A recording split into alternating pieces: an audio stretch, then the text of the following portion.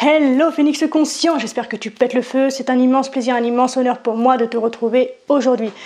Aujourd'hui, très cher ami, j'aimerais répondre à la question de beaucoup d'entre vous qui me demandent comment faire quand on a déjà été pris dans les filets d'un manipulateur ou d'un pervers, d'une perverse narcissique pour ne pas retomber dans le panneau une fois qu'on s'est libéré de leur emprise. C'est donc ce que je vais partager avec toi aujourd'hui.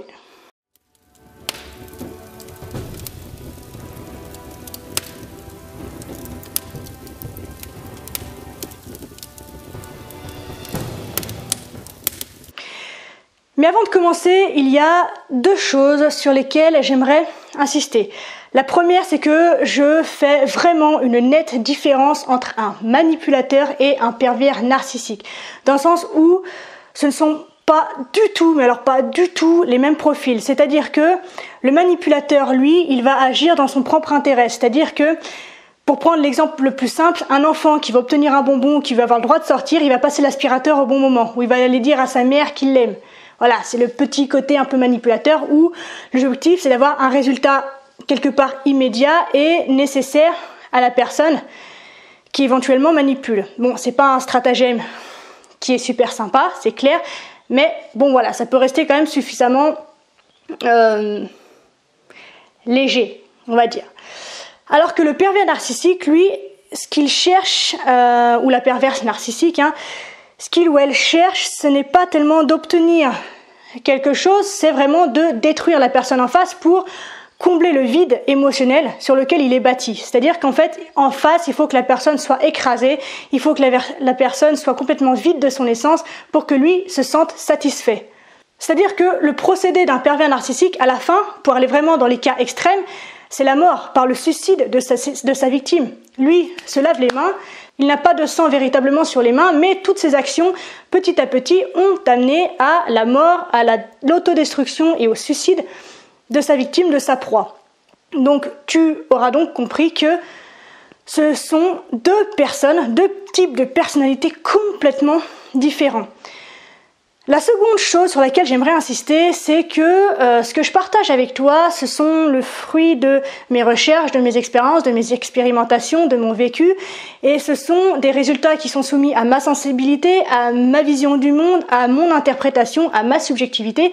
Alors évidemment, il y a des choses dans lesquelles on se retrouve, il y a des choses que nous avons en commun, il y a des choses qui effectivement peuvent vous aider, mais ce que je te donne, ce n'est pas la vérité absolue.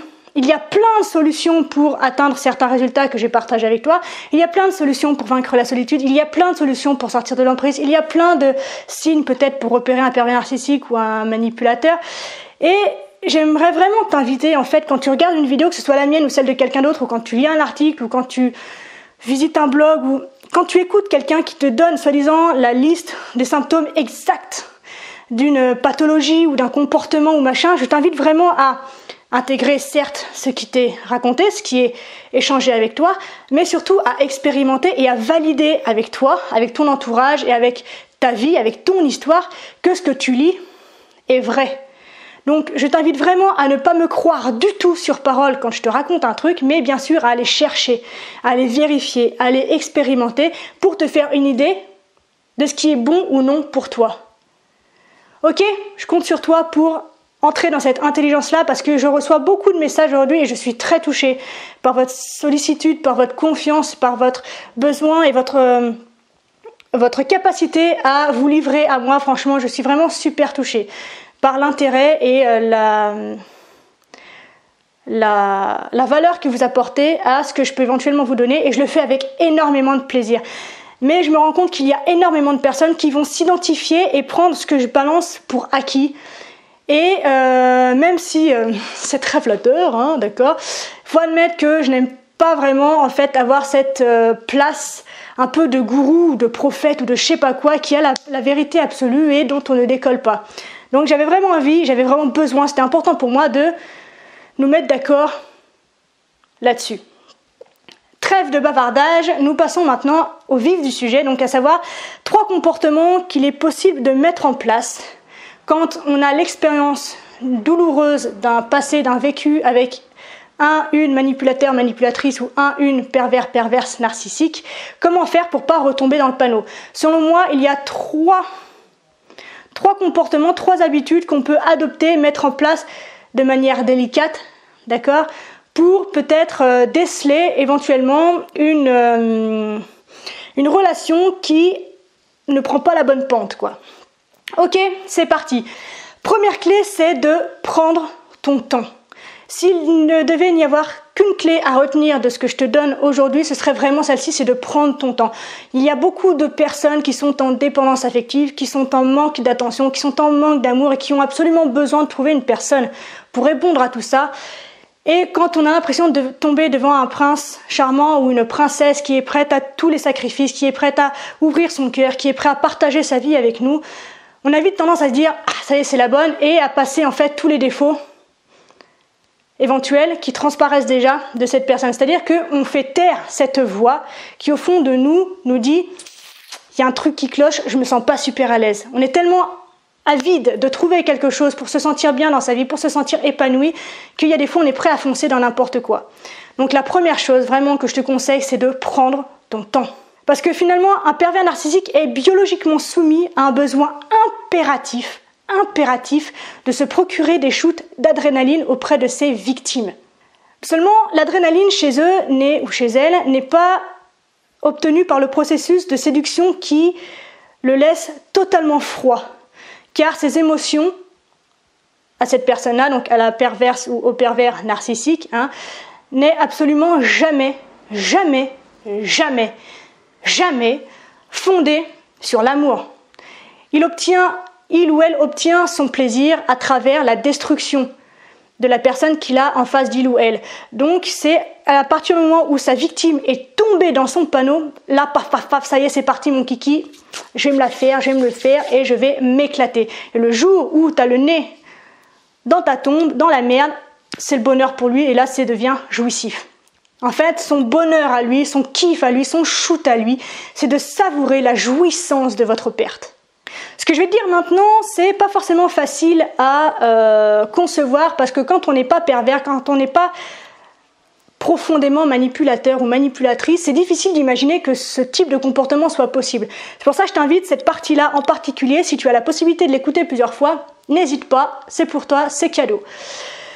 Ce que je veux te dire ici, c'est que d'une certaine manière, c'est nous-mêmes qui indiquons au pervers quand et comment il va jouir de notre souffrance.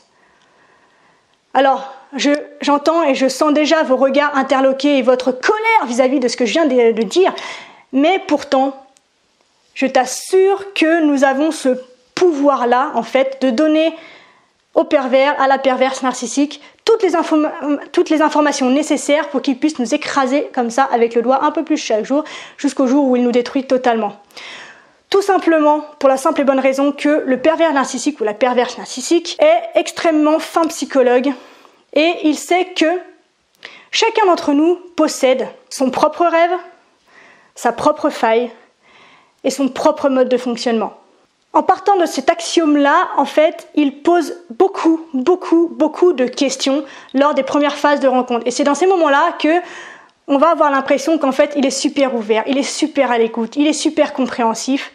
Je dis il ou c'est elle aussi, bien sûr. Donc super compréhensif, super ouvert, super gentil, plein de bons conseils, super intelligent. On a l'impression qu'il a tout vécu, qu'il est capable de répondre à toutes nos problématiques. Mais dans ce moment-là, quand il pose des questions et que tu parles, il est super attentive à chacune de tes réponses. Il les accumule pour mettre en place sa stratégie d'attaque pour te bouffer au meilleur moment. Alors, les pervers narcissiques, bien sûr, ne sont pas des voyants, mais en revanche, sont très clairvoyants quand il s'agit de personnaliser cette stratégie d'approche. Et en te livrant, en fait, à ce type de personne-là, tu t'es toi-même creusé ta tombe. Le seul problème, c'est qu'à ce moment-là, en général, on ne le sait pas encore. Et en parallèle à ce travail d'investigation fait par cette personne au comportement toxique, il ou elle a déjà défini son propre objectif avec toi. Donc lui, il sait déjà exactement où il a envie de mener la relation. Et ça peut aller d'une histoire sans lendemain à une relation longue, en fonction des bénéfices qu'il a identifiés à travers l'échange, ou les échanges qu'il a déjà pu obtenir avec toi. Et donc du coup, il est en train de mettre en place tout un programme spécialement pour toi. Alors évidemment, dans l'attitude qu'il peut avoir au premier degré, en fait, on a l'impression qu'il ne vit que pour nous. Il ou elle ne vit que pour nous. Et c'est là qu'on se fait avoir. Et finalement, dès que le pervers narcissique a tous les éléments en main, il sait ce qu'il doit vous dire, il sait comment te le dire et il sait comment il va te faire tomber. Comme il est oppressé par ce besoin irrépressible de shoot, il va employer diverses stratégies pour compresser le seul obstacle entre son shoot et lui, c'est toi. C'est à partir de ce moment-là qu'il ou elle va commencer à te manipuler en te flattant, en te promettant le mariage, en te promettant une vie d'avenir avec des enfants, avec un job à responsabilité ou n'importe quelle promesse quelconque qu'il a décelée comme importante pour toi. Et si ça ne marche pas, ou pas assez vite, il accélère la cadence pour te donner tous ces résultats le plus vite possible et pour que tu puisses entrer le plus vite possible dans ses filets. Et pour accéder à ça, donc, il te donne toutes les réponses tout de suite et en plus de ça, il te menace par exemple de te quitter ou de te retirer son attention ou encore te retirer son amour que je maintiens, d'accord, j'insiste sur le fait que cet amour est complètement faux, d'accord. Bref, etc., etc., etc. Il va mettre tout ce qu'il t'a apporté d'un premier abord, en fait, il va te le retirer petit à petit, il va jouer là-dessus parce qu'il sait que c'est important pour toi, pour que tu puisses t'accrocher à lui ou elle et répondre enfin à ses attentes. Et au bout d'un moment, en fait, tu vas avoir l'impression d'avoir en face de toi une personne tellement instable et incohérente que enfin, ton cerveau va pouvoir te dire « mais c'est quoi ce bordel, en fait? Où est-ce qu'il nous emmène celui-là ?» Et la vérité, c'est que cette personne l'est complètement incohérente et instable. Mais c'est surtout qu'il doit absolument te récolter au plus vite, sinon il devient malade, il est en manque. Et donc, en fait, tout ça pour dire que plus tu vas prendre ton temps, mais réellement, quand tu prends ton temps, le lui dire et agir à ton rythme, moins il ou elle sera intéressé par ton profil et donc par ton suc. Il va donc te laisser tomber. C'est génial. Donc, prends ton temps. Ralentis la cadence. Freine des 4 fers. Et tu le verras se détourner tout simplement, tout logiquement, tout doucement de toi. Et ce, à la même vitesse que ces promesses ont été faites. Et n'oublie pas que les promesses peuvent varier, mais ce mode de fonctionnement doit attirer ton attention. C'est-à-dire que si il ou elle te promet la lune un jour et le soleil le lendemain, commence-toi à te poser des questions sur la capacité qu'il a à tenir ses engagements déjà. Est-ce qu'il n'est pas en train de te doucement essayer de te faire glisser sur une pente qui peut s'avérer au final malsaine pour toi? Et rappelle-toi que cette personne ne t'aime absolument pas. C'est dur, mais cette personne ne t'aime pas. Elle se fout de toi comme de l'an 40. En revanche, elle a absolument besoin de t'utiliser. Et cette nuance-là est super importante à intégrer. Donc, pour finir, au cas où tu n'aurais pas encore saisi l'information, prends ton temps. Ok ? Deuxième clé que je te propose, c'est de poser des questions. Sois curieux, sois curieuse. Ne cesse jamais de poser des questions. Alors, il ne faut pas non plus que ça ressemble à un interrogatoire, sinon ça va être vite casse-pied, il va vite se rendre compte du truc, et peut-être qu'en fait, vous allez perdre quelqu'un qui finalement s'avérait bien pour toi. Ok ? Donc, il ne faut pas tomber dans la parano, ok ? Mais donc, poser des questions, ça peut être une technique super efficace. Parce que les pervers narcissiques ont toujours un minimum, une double vie. C'est-à-dire qu'il y a la vie avec vous, il y a la vie ailleurs, avec le reste du monde. Et plus tu vas poser des questions en face à face, plus ces personnes montreront des signes en fait d'agacement et donc d'incohérence. Donc essaie de poser des questions pertinentes et personnelles.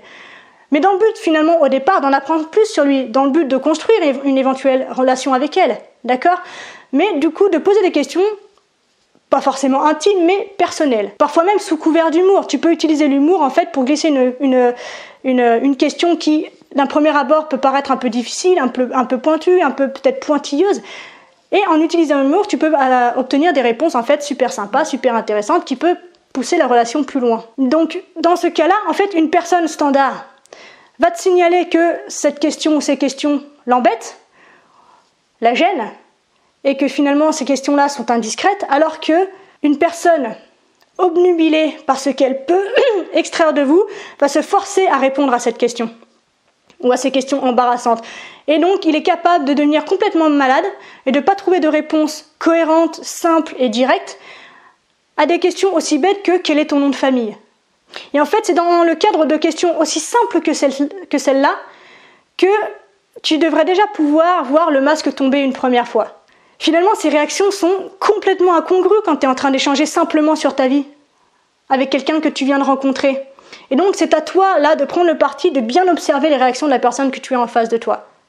Donc, du coup, en posant de nombreuses questions et en demandant des précisions sur les points obscurs que tu as pu mettre en lumière de cette personne, tu te mettras en miroir par rapport à elle ou à lui.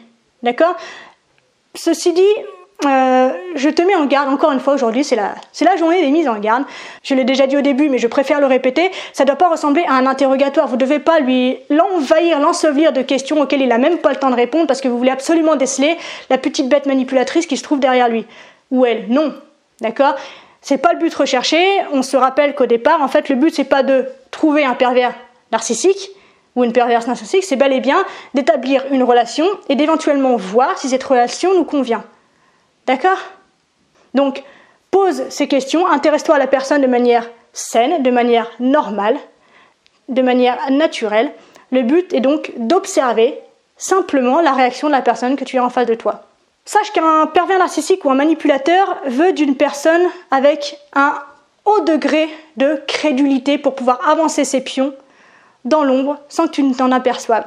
Et tout ça, en fait, pendant que tu seras absolument hypnotisé par son jeu d'acteur, par ses belles paroles, par ses beaux gestes, par ses petits cadeaux, par tout ce qu'il arrive à t'apporter qui, si étonnant que cela puisse paraître, tombe pile poil dans son dont tu as besoin maintenant. Donc il ne recherche pas quelqu'un qui soit beaucoup trop lucide et qui s'interroge sur la relation, sur l'avenir avec lui ou elle, sur ce qu'il a fait de sa vie avant, sur comment il est arrivé dans le quartier, comment...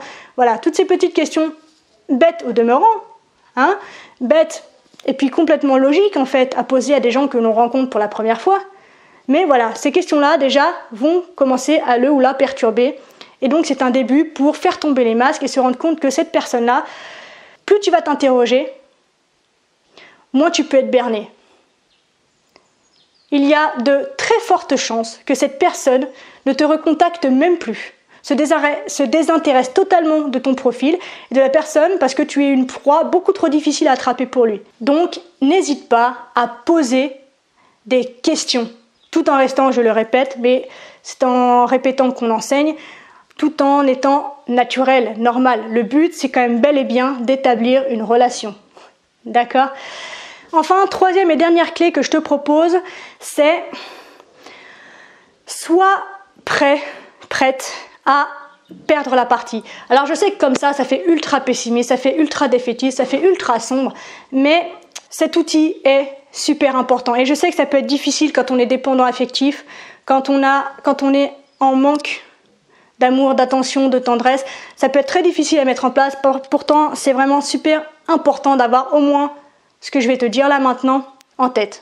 Donc ce que j'entends plus précisément par sois prêt à perdre, c'est en fait sois prêt à quitter la relation dès que tu vois les premiers signes d'abus. C'est-à-dire qu'une insulte, un dénigrement, une humiliation, un geste mal placé, ou même quelque chose qui fait que justement ça titille là quelque part dans le ventre, on te dit putain je le sens pas, j'ai passé un bon après-midi globalement, mais il y a quand même eu un truc à un moment donné qui a fait que je me sentais pas bien.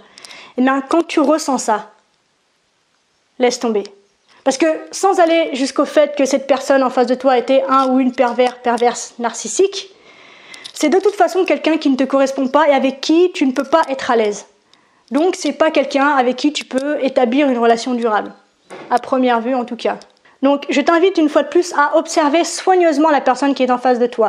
Si tu perçois des comportements incohérents, comme par exemple un homme qui prétend avoir envie de te traiter comme une princesse et qui va parler comme un chien au serveur, ou encore quelqu'un qui te fait de grandes déclarations enflammées, passionnées, pleines d'amour et de lumière et de petites étoiles filantes, et qui pourtant à côté de ça va se montrer super froid quand tu n'es pas avec lui, donc devant d'autres personnes, ou quand il a l'impression que tu ne le vois pas.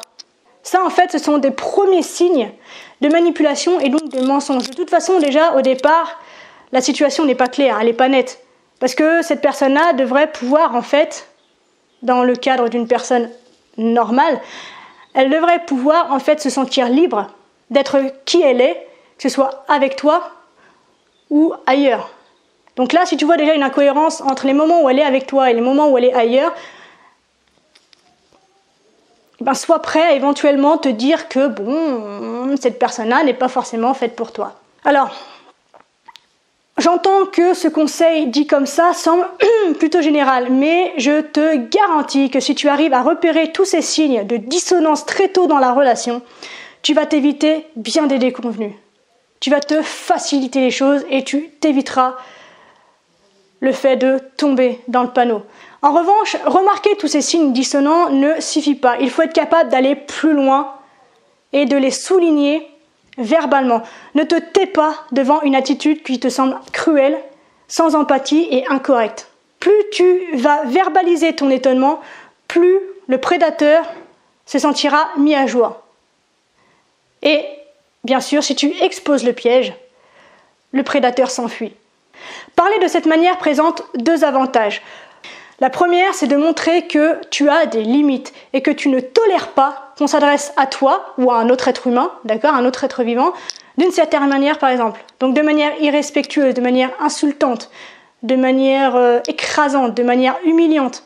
Donc dès qu'il y a un mot, une phrase, quelque chose qui fuse, que ce soit à ton égard ou à l'égard d'un autre qui ne te plaît pas, dis-le. La deuxième chose que cela va permettre de montrer, c'est qu'en plus de ça, tu n'es pas dupe, ni aveugle et encore moins muet. Tu es capable de l'ouvrir, de te défendre. Tu as ta place, tu es une personne à part entière et l'autre en face n'a absolument pas le droit de te bouffer et de te faire tourner, de te malaxer, de te sculpter à son image. Donc tu n'as pas à te taire devant quelque chose qu'il ou elle fait et qui te déplaît. Donc rappelle-toi en fait qu'il n'y a absolument rien de tel que l'exposition au grand jour pour provoquer la fuite d'un ou d'une perverse narcissique ou d'un ou d'une manipulatrice. C'est long à dire quand même. Donc vous remarquerez que j'ai fait l'effort de bien stipuler qu'il y a autant de manipulateurs que de manipulatrices. Pouce bleu ne serait-ce que pour ce geste-là. Je vous aime mes phénix. Cependant pour faire cela, c'est-à-dire mettre au grand jour le comportement et le jeu infâme des pervers narcissiques, tu dois accepter que cette personne, au demeurant si charmante, si agréable, si drôle, si intelligente, si cultivée, que tu viens de rencontrer et qui est tellement aimable, soit en fait donc quelqu'un d'éventuellement toxique, quelqu'un d'éventuellement manipulateur, ou quelqu'un éventuellement qui a tellement de problèmes qu'en fait ça va être à toi de les porter, ou éventuellement donc un pervers ou une perverse narcissique. C'est-à-dire un chasseur, un prédateur en planque, en couverture, prête à dégainer et à sortir et à jeter le filet sur ses proies dès que celles-ci ne disent plus rien et tombent littéralement sous leur charme. C'est à ce moment-là, à partir du moment où tu chasses toutes tes pensées, toutes tes idées, le ou la concernant, que tu deviens sa proie. Et alors là, tu te lances dans une aventure, tu l'auras compris, je pense, parce que beaucoup d'entre vous l'avaient déjà vécu, dans une aventure qui va être particulièrement douloureuse et particulièrement difficile pour en sortir, pour s'en remettre. Donc, 3 clés que tu peux mettre en place dès maintenant, que tu peux prendre l'habitude de faire déjà dans n'importe quelle relation, parce que c'est dans le couple, mais ça peut être dans les amis, ça peut être dans les collègues, ça peut être dans n'importe quelle situation, d'accord? Donc 3 clés que tu peux prendre l'habitude de mettre en place lorsque tu rencontres une personne qui sont: prends ton temps, pose des questions et sois prête à perdre. Ok? Je te laisse avec ça. Aujourd'hui, je crois que le contenu est plutôt dense, donc j'espère que ce sera pas trop cafouillis et que tu auras compris quelque chose, ne serait-ce qu'une petite information, franchement ce serait cool. Comme d'habitude, je t'invite à mettre en commentaire tout ce que tu as envie de dire, tout ce qui ne te plaît pas, tout ce qui t'a plu, tout ce que toi, as observé dans tes expériences, dans tes relations, tout ça que tu as pu mettre en place pour éventuellement déceler un comportement manipulateur, toxique, malveillant, pour que tout le monde puisse s'enrichir de vos expériences, puisse comprendre qu'il n'est pas seul, que d'autres ont traversé ça, qu'il est possible de s'en sortir, d'échanger des solutions pour pouvoir aller de l'avant. Si tu penses que cette vidéo peut en aider certains et en éclairer d'autres, je t'invite tout d'abord à la liker puis à la partager afin qu'un maximum de monde en profite. Enfin, si tu n'es toujours pas abonné à ma petite chaîne YouTube chérie, je t'invite à le faire via le petit phénix qui se trouve quelque part par là dans le coin, mais j'ai plus le bras, je sais pas où finit le bras sur l'écran YouTube en fait. Voilà. Ou via le petit bouton abonner qui se trouve juste sous la vidéo. Je te donne rendez-vous demain pour une nouvelle vidéo. D'ici là, prends soin de toi. Sois reconnaissant envers la vie et surtout n'oublie jamais. Jamais, jamais, et j'insiste lourdement là-dessus. C'est chiant, je sais, je me répète, mais c'est super important, c'est la base du bien-être. N'oublie jamais que tu es la personne la plus importante de ta vie et que de ce fait, tu mérites ce qu'il y a de meilleur. Je te souhaite une extraordinaire journée, magnifique journée, pleine de liberté, de belles relations, de belles rencontres, de joie, de rire, d'amour, de bienveillance et de bonheur. Et je te dis à demain. Salut!